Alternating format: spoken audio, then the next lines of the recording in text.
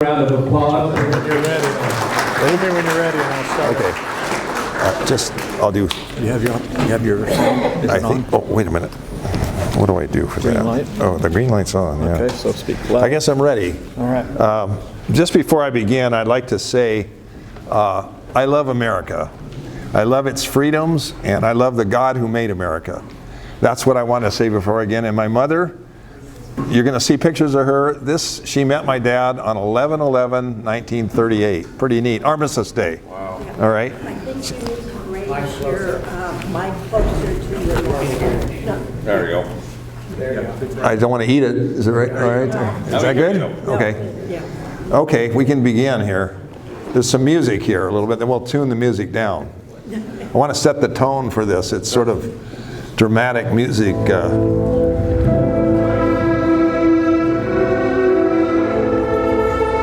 Okay, you can lower it now. You can lower it down. Yeah. Anyway, this picture, here we see 3 helicopters hovering over Nui Baden Mountain. Now, Nui Baden Mountain is something I'll talk about later, but my friend Mike Boucher, this guy's an excellent technical guy, put this together as a 5-minute introduction to a storyboard, which I presented to the movie company Birchwood Pictures. Now, just a side note, my friend Ken Rayberg wrote a screenplay inspired by my story, and it's a wonderful story with a forgiveness message. Okay, I'll begin the next photo here. These are just introductory photos, kind of cross sections of some of my paintings. Okay, you can go next. Okay, 2 most often questions asked.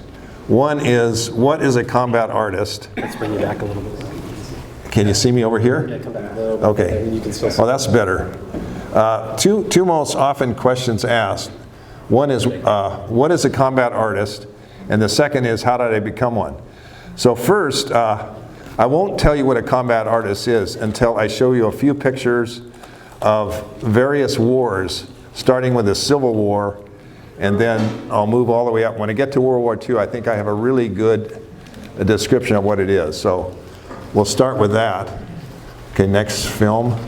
Okay, this is the artist Winslow Homer, and of course this is the Civil War. I loved his work. So when I went to Vietnam, I took one of the books on his work. Life magazine did a series of books on various artists, famous artists, and they included Winslow Homer. So I loved his work, took it there, studied it there, and I just loved his compositions. Okay, this is, he was a guy that was actually out in the field with the troops.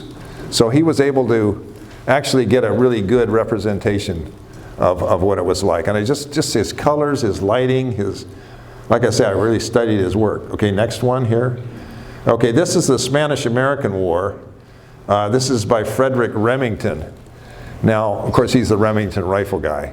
But we can see the charge, and then we have Teddy Roosevelt up on the left. You can see him, he's leading the charge. Okay, we'll move on from there. Okay, World War I. These 2 charcoal drawings on the right are by Harvey Dunn. Now, the one at the top is No Man's Land. Now, when I grew up, I heard a lot about No Man's Land because my great uncle Joe was in World War I, and he volunteered to go into No Man's Land for the purpose of rescuing the wounded. Now, he was quite a hero. There's a lot of articles on him. He got the French Medal of Honor, which is quite a thing. And this area was the devastated area between the 2 opposing forces. And by the way, my uncle, he died from mustard gas poisoning. And this was after the war. It also lost a leg. Okay, we'll move on here. And this is by John Singer Sargent. It's entitled Gassed. Now, in my opinion, this is the greatest piece of combat art ever done. That's just the way I feel. It's just the lighting, the coloring. These guys are staggering along with blindfolds. And of course, the Germans developed the mustard gas. It was terrible, terrible way to do, and then we developed it also to fight against them. Of course, it was outlawed in the Geneva Convention. Okay, we'll move on here. Okay, this is a good description of what a combat artist is. I'll read it in a second, but I'll just say this was written by the War Department to 21 combatants and 19 civilians that were selected for the combat artist program in World War II. Now, they were extremely excited about this. This was the opportunity of a lifetime, but then Congress scrapped the program. They said it was too much money, a waste of time, and the budget was $125,000 of the $70 billion budget. Well, that's not much. But then, I'm going to show you the next picture because these two guys, Marshall and Eisenhower, were going to have nothing to do with this. They said, we want this program. In fact, Eisenhower was an artist himself. I don't know if you knew that. But Marshall, and I'll show you, he'll have him go a slide ahead because this was the letter that was written to Eisenhower from Marshall. Get these artists back to work. I can tell you there are a hell of a lot of high-powered generals and colonels who want everything they do documented. And so that was it. The program was on. Go back one so we can show you the one. Okay, that was Ed Reap. Ed Reap did the painting entitled Bathtub, just bathtub. And here we see a gas tank lit and it's heating up the tank. Now, apparently these were showed on newsreels of the day, and Eleanor Roosevelt saw this apparently, and her eyes popped out, and she probably thought, what are we doing with our money making these things? But anyway, this guy was a great artist. Now, did I read the description before that of what a combat artist is? Did I read that? Yeah. Okay, good. I just wanted to make sure. Okay, move ahead. Okay, some of this stuff is a little hard to handle, but the one on the big one there is by Tom Lee, and it's entitled The Price. I think that says it all right there. Now, the other two, of course, the one on the top is Kamikaze Pilot. And we're all familiar with that. But the other two are by Kerr Eby. Kerr was in his 50s when he went to the Pacific Theater. He was one of the top artists of the day. And he actually he lived with the troops, he fought with the troops, he traveled with the troops, and his work is really authentic. My professor from USC loved this guy's work. My professor was Keith Crown. He was also a combat artist in the Pacific Theater. And so, in fact, he was very excited when I got selected for the program. But Kerr Eby, he's my favorite. I love his, this is called Jungle on the bottom. And you just can't you just feel the murkiness, the heat, the jungle warfare? You know, he just has it all together. And then the other one is Jeep Turned to Ambulance. Okay, and by the way, he died right after the war in 1946. He caught a tropical disease and died from that disease. That was Kerr Eby. Okay, we'll go on. Oh, I should say one more thing. I can say it right here. You don't have to go back. But on 9/11, the Pentagon was hit, obviously, and a lot of the artwork was in the wing that was hit and was lost. It's permanently gone. Thank God we still have the photos to represent them.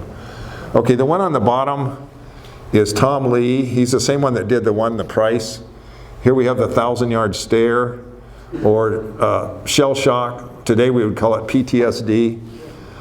Then we have the one on the top is by Pleisner. Yeah, I almost forgot the name, but anyway, his work, these two paintings I just showed you, they made the cover of the two most prominent books on combat art. One's called The Art of War, and I can't remember the other name, but anyway, the one Tom Lee's made a cover, but Pleisner, he actually made the cover of The Art of War, which was a great honor. And here we have Germans being rounded up, they're prisoners, and we have a tremendous composition here. And just absolutely beautiful painting. Okay, next. Ed, could you move to the side? Yeah, okay. That better? Yeah, well, I'm probably blocking half of you over here. Oh, this is good for me here. I can see it real good here. How about you? Okay, so the one on the one with the snow is by Avery Chenoweth, actually Colonel Avery Chenoweth. he was a really top-notch Korean War artist. And this was the 1st Marine Division's heroic withdrawal from the Chosin Reservoir. And he also wrote the book, The Art of War, and did a lot of the work in the Gulf War and some of the Mideast wars. Just an absolute great artist. Now the one on the top is by Howard Brody. He witnessed this guy that had just seen his friend wounded, and he was crying, so he caught the moment when the guy was crying. I think it's pretty intense. Okay, next slide here. Okay, so how did I become a combat artist? That's me with some Montagnards. But I'll give you a very highly condensed version. Believe me, it's got to be condensed because it's a long story, so I'll make it quick. In 1966, I graduated from USC as an art major. In 67, I was drafted and sent to Fort Eustis, Virginia, where I trained to be a helicopter transmission mechanic. Some of you know about that. Slash door gunner. Now the door gunner part, that scared me. We were told that the average life expectancy of a helicopter door gunner in a Vietnam skirmish was 38 seconds. And that, you can see, I mean, I was shaking in my boots when I heard that. Now, the first sergeant, I called him the feared first sergeant, because everybody feared this guy, but he gave a speech. He said, most of you are going to go to Vietnam. He said, you'll have 10 weeks of training, most of you will go to Vietnam, and many of you will die. Then, to add that, he says, no one's ever gotten out of this school, and no one ever will, so you're doomed, basically, you're set. And you're going to honor your country by dying. That's what he said. I mean, it's just as if I'm standing there right before him. There's hundreds of us standing early in the morning. Anyway, you're going to be amazed at this, but I got out of that school. And he said, no one will get out? Well, he was the one that got me out. Now, it's a very unusual story, and I'll try to make it real simple. I ended up in well, first of all, I did a lot of praying after I heard I was going to die. So I prayed. I mean, I've never prayed like I prayed. And I said, you know, God, this is not my destiny. I want to be an artist. You gifted me in art, so please let me be an artist. Well, I'll go right to the point. I ended up in this first sergeant's office, the feared one, and he told me, well, first of all, he said, he had all those stripes, you know how they wiggle all the way down the arm? You know, he was very powerful. And he knew people in high places, even in the Pentagon. And to add to that, he was an art lover. And so he said to me, I'd like you to do a painting. If you can do this painting, I have things for you to do. I want a helicopter battle scene. So I painted the painting. He loved it, hung it in the mess hall. That day the colonel came in to inspect the mess hall. Well, he must have liked it too, because the next thing I know, I'm back at the first sergeant's desk talking about being an artist for the Army. Well, a lot happened after that, behind the scenes, but 5 months later I was in Vietnam as an artist. Oh, I have to say this one thing. I mentioned the mechanic part. Well, I was a bungler. I was a failure as a mechanic. But I do, in fact, crazy as it may sound, my military records indicate today that I'm a qualified helicopter transmission mechanic. I know nothing about helicopter transmissions. And then, to add to that, I do remember this, that the transmission's connected to the drive shaft. The drive shaft is connected to the main rotor, and the main rotor is connected by one single nut. And if that nut doesn't hold, down goes the chopper. Now, that nut was called the Jesus nut. And how appropriate is that? And, you know, and I was the Jesus nut, and Jesus was holding me together, my whole situation. So anyway, that's my simplified story. I wish I have a book and it kills the whole thing, but anyway, next slide. Okay, that's my first art, okay? That's my first combat art. So that was done when I was about 5 or 6 years old. We lived in Santa Barbara. My dad would take me to the movies. I'd see war movies. I'd come back.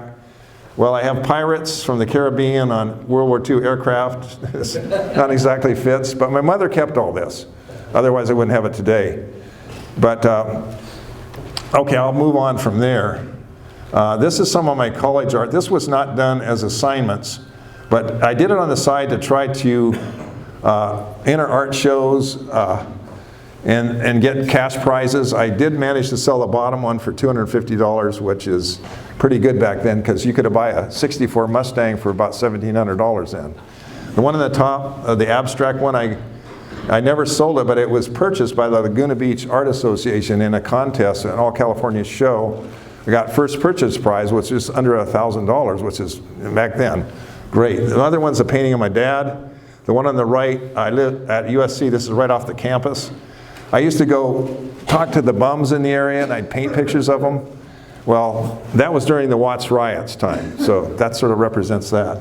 And by the way, the first sergeant got a hold of these slides. My mother sent them. He took them to the Pentagon on one of his trips, and then it was given to a committee that determined who would become a combat artist.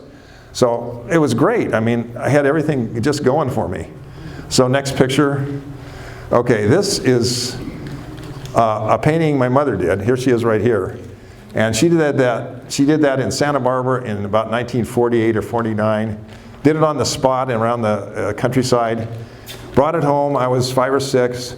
I looked at it, and then she painted she says, not done. I got to put in the clouds. So she painted the clouds in. And I said, you know what, I can do that. And that was the beginning of my art career, after she did that painting. And so I started with crayons. Later I advanced. I traded my crayons in for brushes. And about that time, my mother traded her brushes in for golf clubs. And she ended up getting 4 hole-in-ones, played with Arnold Palmer, and beat him on one of the holes. Isn't that good? That's her.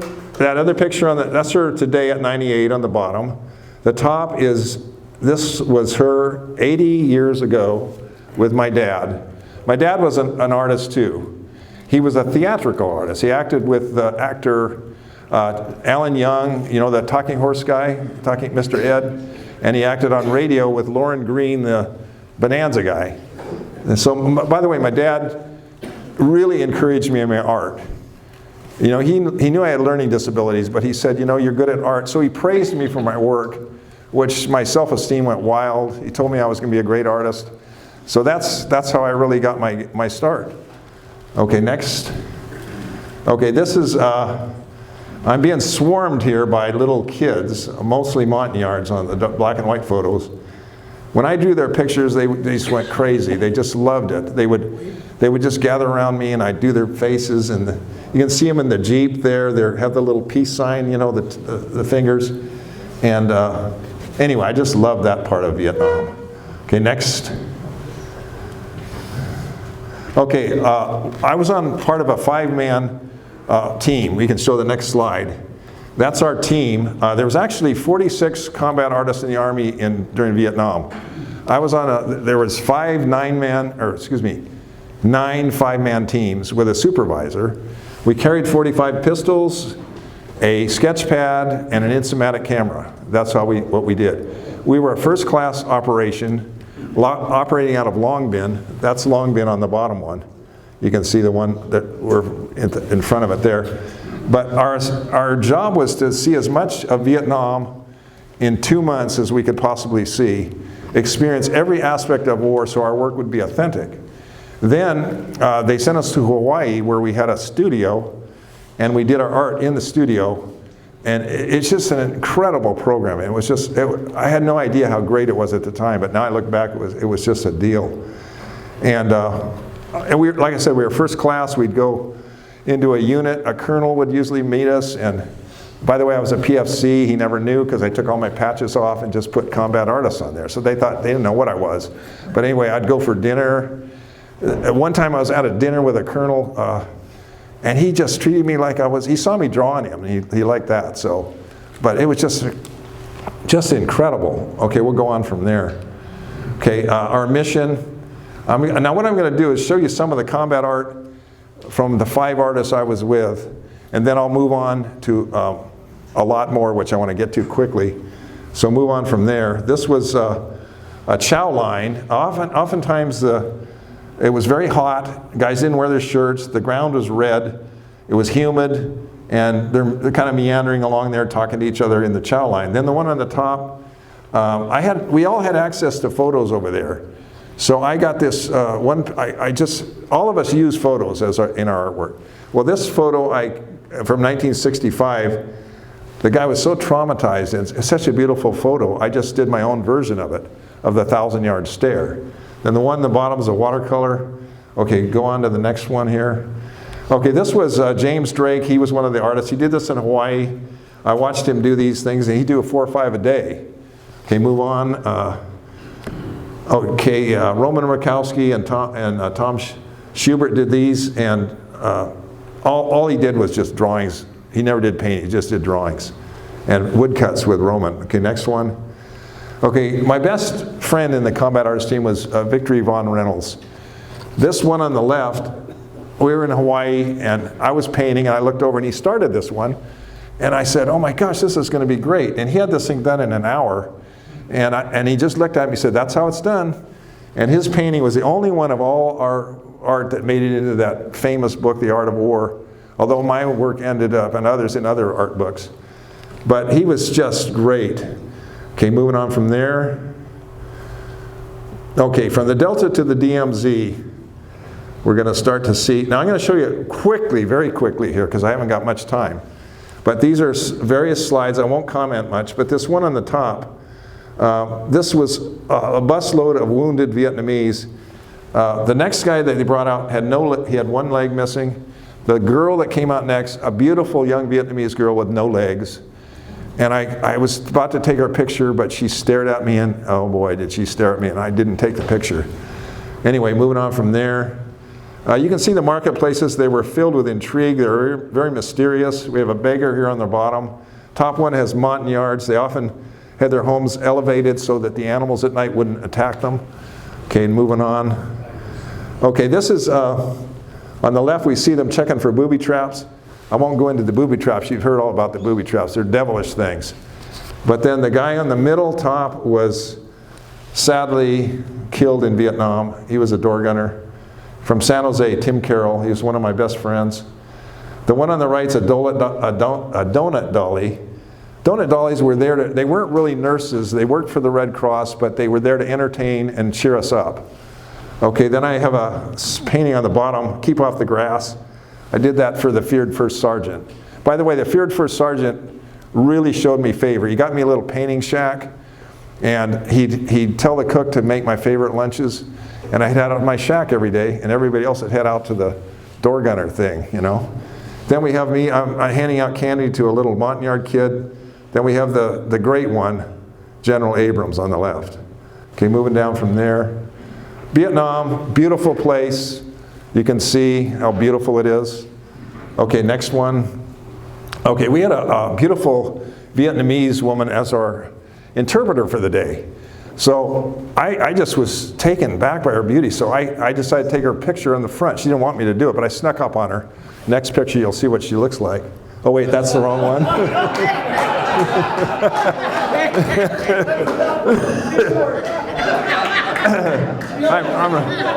I'm really sorry, I had to pull a joke on you. Okay, next one, that's her. I managed to get her. But, you know, I look at her face and I think, what happened to her when the communists overthrew Saigon, and was she captured by them? And since she sided with the US, she probably ended up in prison or killed.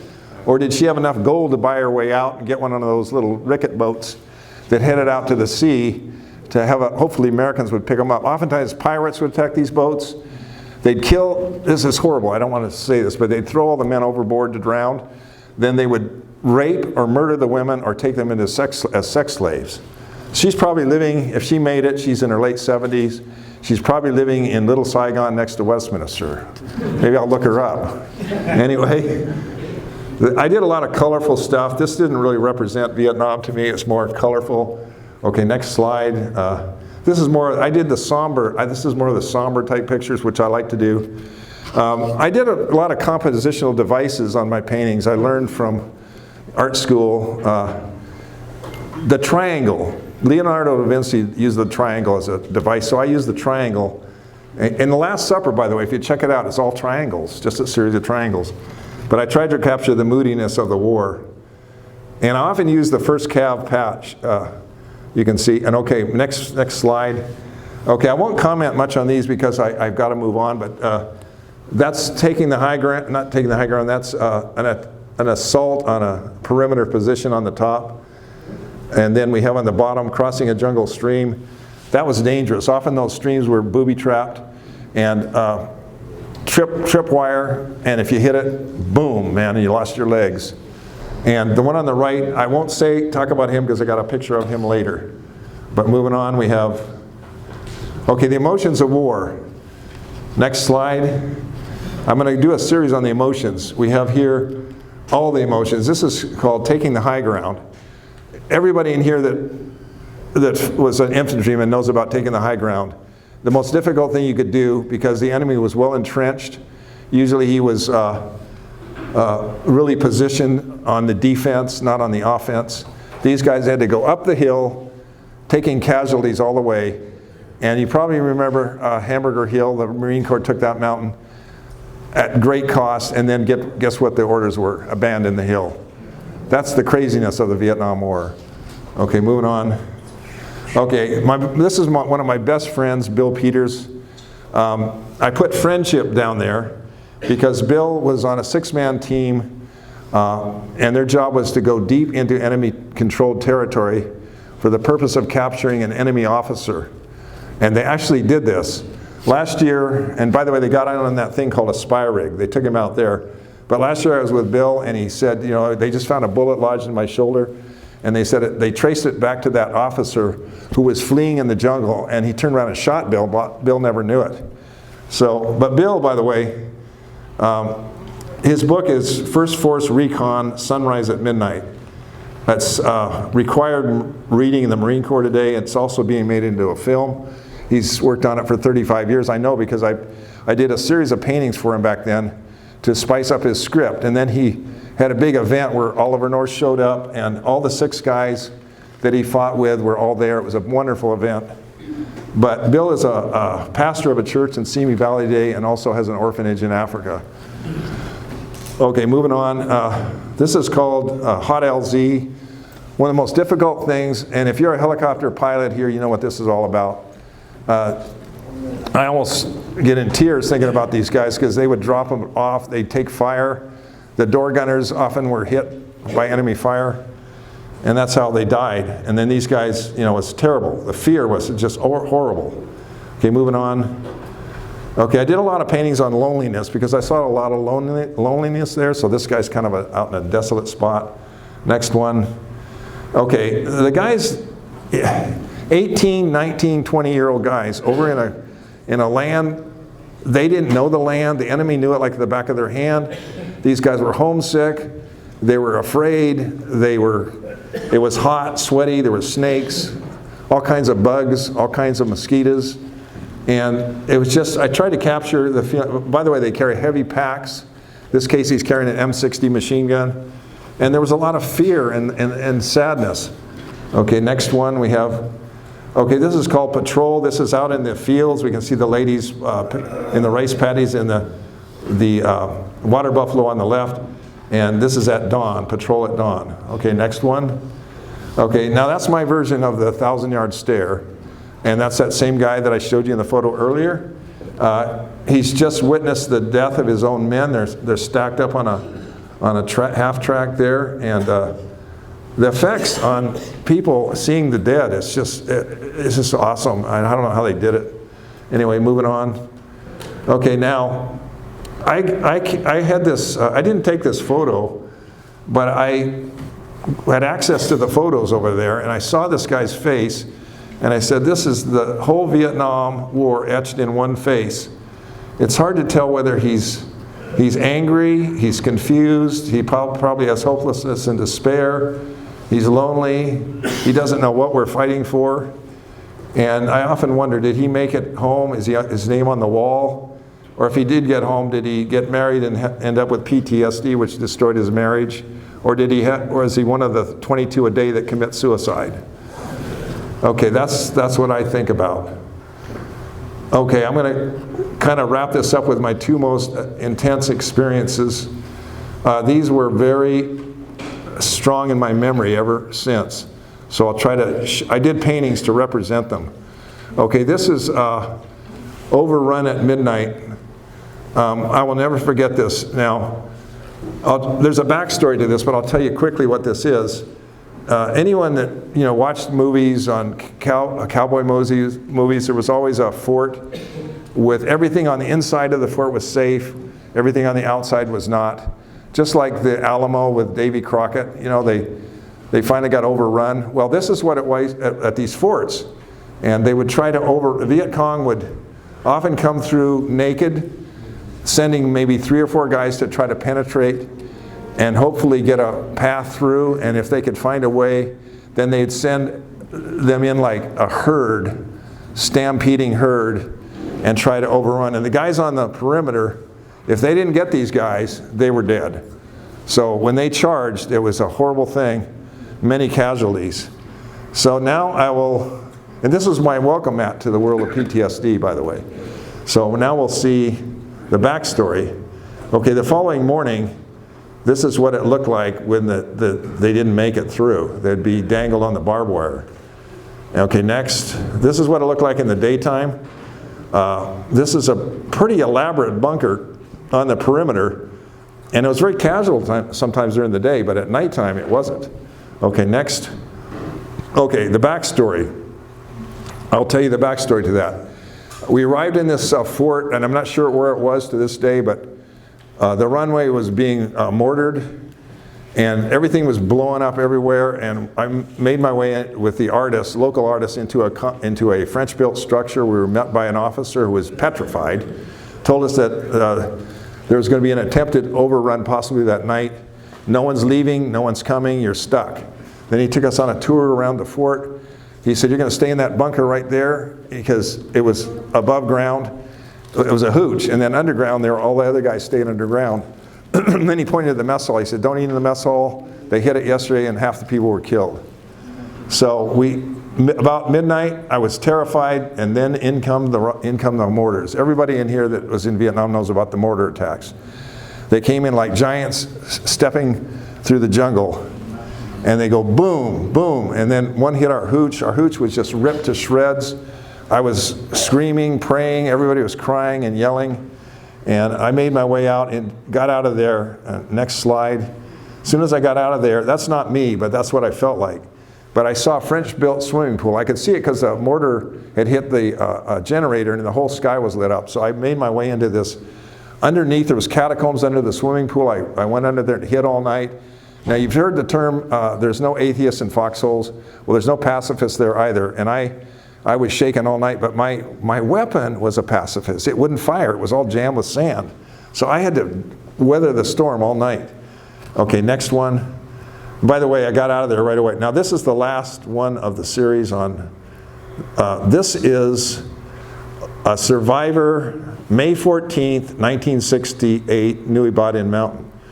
Now, many of you probably know about Nui Ba Din Mountain. I was in my last week of Vietnam, and I said, I'm tired of war. Where's a safe place? And someone said, go to Nui Ba Din Mountain. It's the safest place in Vietnam. So I headed out there, and it turned out to be anything but safe. It's an extinct volcano, 3,500 feet high, and it just sticks out of nowhere. The Viet Cong control the entire mountain and all the jungle except the top. And you'll see pictures of the top. It was a fortress like you've never seen before. There was bunkers, just incredible bunkers. And I thought, this is great. And then we were told that the Viet Cong on May 14th, 1968, which was the year before, they did something tricky. They waited for a foggy night, and then they popped up like moles. You know, they dug a tunnel up, and then they attacked the bunkers from the rear, taking out the guards. The 99 that were on the mountain, they said there were 21 of our guys were killed, many were wounded, and it was just devastating. And so I shook in all night in my boots. I was in a bunker like this one here. Next slide. No, that's not the next one. This is the fog in the morning where the guys had to get out. And if you didn't get out quickly, you were dead. So a lot of them didn't make it just trying to get out. Okay, next one here will be, this is what it looked like in the daytime. Or excuse me, that's my representation of a lot of boulders. Next. Okay, that was inside of a bunker on the perimeter. I stayed in that bunker all night, and there was an opening on the right.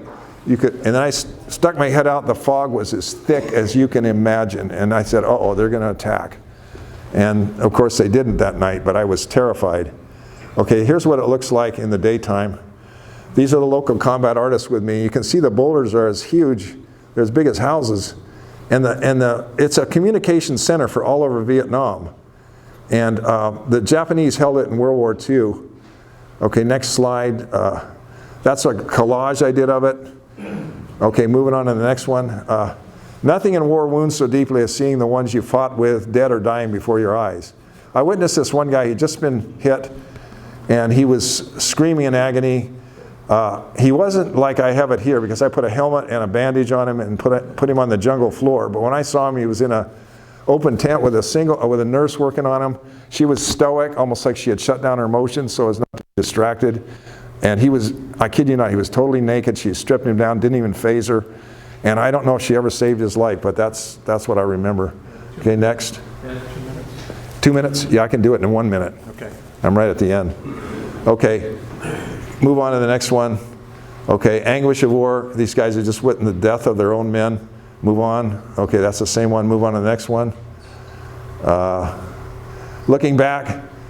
Okay, then we have the wall. This wall, 58,000. Think of the ripple effect. I mean, huge ripple effect. And all I can think about is what my own family went through in war, or what I went through in war. And I was a high school teacher when I got drafted. I love the kids, they love me. But my draft notice, I didn't have to go. I was a Canadian citizen, but I chose to go because it seemed right. And then, anyway, I had to say goodbye to the kids, and that was sad. And I got a letter from them, a 5-foot-long letter in basic training with all kinds of mushy notes. And I said, that's it, man. I got to hide this from the drill sergeant, which I did. Okay, next one. This will be the last slide. They shall beat their swords into plowshares and their spears into pruning hooks. Nation shall not lift up sword against nation, neither shall they learn war anymore. That's Isaiah.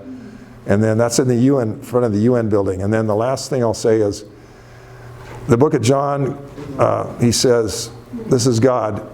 They shall wipe away all tears from their eyes. There shall be no more death, no more mourning, no more crying, no more pain, for all this is gone forever. Okay, that's it. I'm finished.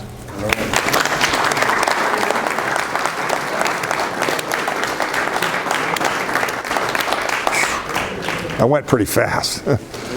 Okay, thank you. Ed, thank you very much. Yes, you're welcome. Do we have time for 2 questions?